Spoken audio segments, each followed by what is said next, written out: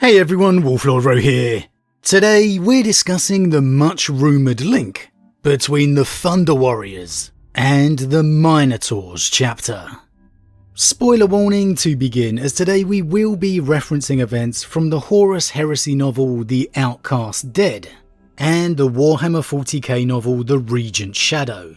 As always, I really recommend you read the stories for yourself first, without spoilers, as that's the best way to enjoy the lore for yourself. But with that said, let's just jump straight in. Now, there are few things in the lore that can grab your interest or attention as quickly or immediately as a mention of the Unification Wars. The time before the Great Crusade, the Emperor conquered and unified Terra with his legion of Thunder Warriors, the army of gene-enhanced warriors previous to the future Astartes legions. The Thunder Warriors were creations that exceeded the future Astartes in size, savagery, and strength, which is saying something. They also retained their personalities and emotions more than their Space Marine successors. However, there were clear issues as well. Their lifespans were short, perhaps fully intended to be. As a result, they suffered physical and mental problems, with it not unknown for the Thunder Warriors to suddenly drop down dead, or inexplicably stop following orders. The end of the Thunder Warriors would come at the climax and victory of the Unification Wars, with the Battle of Mount Ararat, where they would give their lives honourably to achieve the Emperor's victory. The actual truth, of course, one far darker. The Thunder Warriors and any survivors were eliminated by the Custodes and the prototype Astartes, the legion that would become to be known as the First, the Dark Angels. And there the Thunder Warrior legacy would end, which makes it a little surprising how there could be theories or connections to the Minotaurs Chapter, a chapter that wouldn't rise, officially at least, for several thousand years. Yet there is, and it all stems largely from one particular situation in the Horus Heresy novel The Outcast Dead. Now, within this story, in the midst of the heresy, it's revealed there is a gang lord upon Terra who controls or dominates a region known as the Petitioner's City. And the Petitioner's City is part of the sprawling massive structure surrounding the Imperial Palace, out on its very outskirts. The gang lord's name is Babu Dakal, and the entire Thunder Warrior Minotaurs link stems from one seemingly small, insignificant passage on Dakal's clan symbol. Nagasina's bondsman pulls a dismembered arm from the wet pile of torn meat and wipes blood from a bicep that still twitches with residual electrical activity. A tattoo of crossed lightning bolts has been added to, with an artful representation of a bull's head. Nagasina knows that bovine animals were once sacred to the people that lived in the region, but his knowledge of the symbol's significance ends there. This is Babu Dakal's clan marking, says Cartono. So, a bull's head, quite famously known as the Minotaurs Chapter symbol, and the crossed lightning bolts, the symbol of the Thunder Warriors, previously used to cross an eagle head as an early symbol of the Imperium. It's easy to see how a connection could be made here, even if it is a bit of a leap. The Minotaurs, a chapter whose origin and lineage has been filled with mystery and debate, at times said to be chimeric gene seed, at others resembling world eaters, at others stated to be Iron Warrior descendants. And here lies a symbol that could reference them with Thunder Warriors. Another layer to their ever-unwinding mystery. And the mystery yet deepens, as it's revealed that the gang lord Babu Dakal is, in truth, a surviving Thunder Warrior himself, a man by the true name of Aric Tyrannus. Now, Tyrannus was one of the most famous names of the Thunder Warrior legend, earning titles such as the Butcher of Scandia, the Lightning Bearer, and the Throne Slayer throughout his time. Such was his reputation, even the Astartes that followed would recognise his name. And indeed did. Officially, he was believed to have died at that final battle for unification. However, clearly, he did not. Instead, going into hiding, carving out a position of power amongst the teeming masses of Terra's ever-growing population, taking on the fake name of Babu Dakal. And it's revealed that he actually had been spending the decades since the eradication of his people, attempting to cure and stop the short lifespan of the Thunder Warriors, of himself. While not completely successful, he had at least managed to remain alive. Cold mist gathered around the many benches bearing laboratory equipment, and the hum of generators could be heard beyond the insulated walls of the low-ceiling chamber. Banks of equipment that would not look out of place in the halls of the Martian geneticist whirred as centrifuges spun, clinking vials of raw materials. Incubators nursed gestating zygotes, and vats of nutrient-rich liquid fostered the growth of complex enzymes and proteins. That such a well-equipped laboratory existed on Terra was not surprising, but that it was to be found in the heart of the petitioner's city was nothing short of miraculous.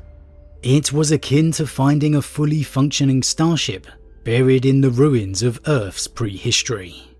Babu Dakal tended to a silver incubation cylinder in which a chemical soup of elements bubbled with life.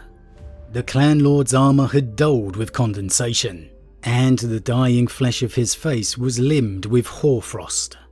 He no longer felt the cold, as he no longer felt pain or heat or pleasure. One by one, the joys that made existence such a gift were dying, just as he was dying. Now, if nothing else, this is most definitely a very different interpretation of a Thunder Warrior than the tales of the Unification Wars would lead us to believe. Now, it would turn out that the key for Aric's experimentations was the Astartes gene seed, and through the events of the story, he manages to acquire some from a group of slain traitor legionaries who had escaped upon Terra. And the story all ominously ends with the passage: only one other laboratory on Terra could have identified this organ, and it was deep beneath the skin of the world, protected as no other place of that planet was protected. No mortal geneticist could have unravelled the complexities of this biological miracle, and only one other individual could have replicated the process of its creation. Did it work? Asked Gota. Yes, my son, said Babu Dakal, with a triumphant exultation. It worked. So, Babu Dakal, aka the legendary Thunder Warrior Aric Tyrannus, seemingly has cured the curse of the Thunder Warriors' short lives through the use of Astartes gene seed, one of the traitor lines, of which we don't know which one for certain. So, here we have a possible nod to the future Minotaurs, and a Thunder Warrior curing himself and his lieutenant of their inevitable death. It's hard not to see the coincidences and the possibilities of the theory here. At this point in time, we don't actually know what has happened to Arek Tyrannus. He was believed to appear within the Siege of Terror, but as of yet, unless I've missed it somewhere focusing on all the Primarch action, he hasn't. So, his fate is left open, at this point at least. So could Tyrannus somehow be linked to the future Minotaurs chapter? On the face of it, with the sheer huge time gap, you would have to assume surely not. The Minotaurs are not believed to be founded until the so-called Cursed Founding, several thousand years after the heresy. However, there has been records of a Minotaurs chapter as early as M32, much closer to the heresy in timespan. There is also the reputation of the Minotaurs themselves, a renowned brutal and savage nature, eerily similar to that stated about the Thunder Warriors.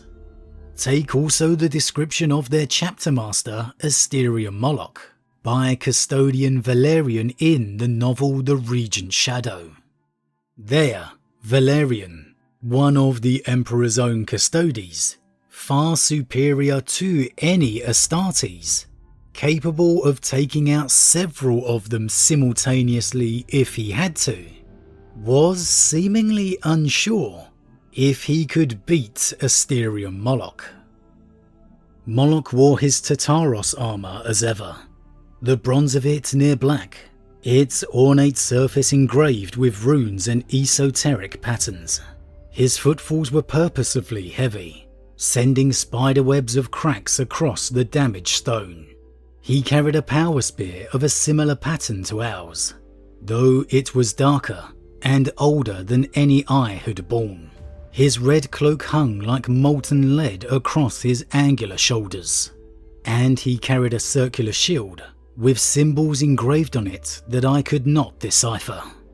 I watched him approach, trying to ascertain some weakness, some flaw that I could use against him. I detected nothing. He may as well have been an automaton, a battle-forged creation in some dark and forgotten laboratory, and sent into the world of the living. Who could have halted such a monster?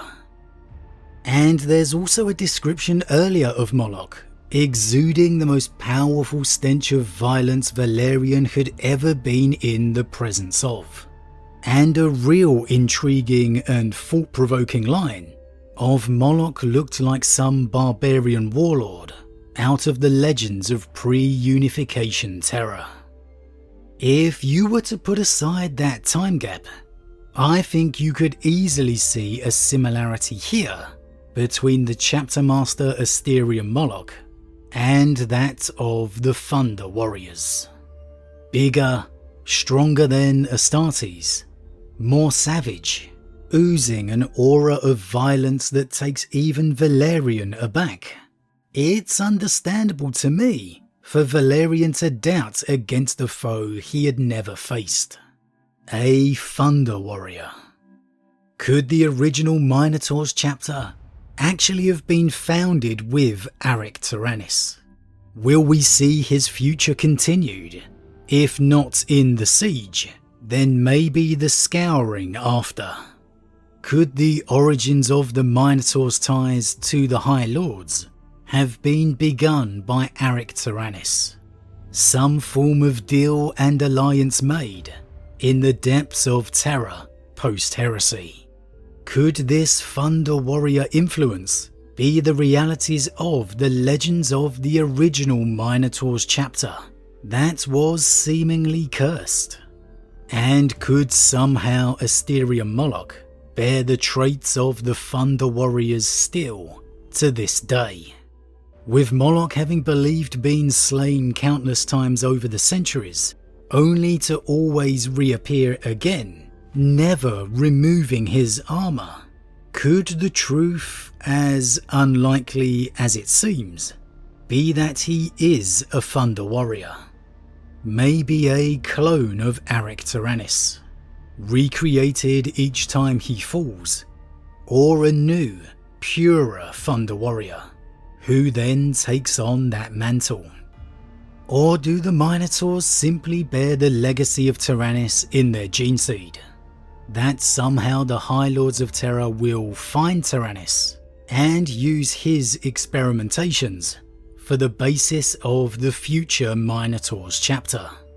As far as retcons go, or unveilings of the real truth, for me, that would be an outstanding revelation.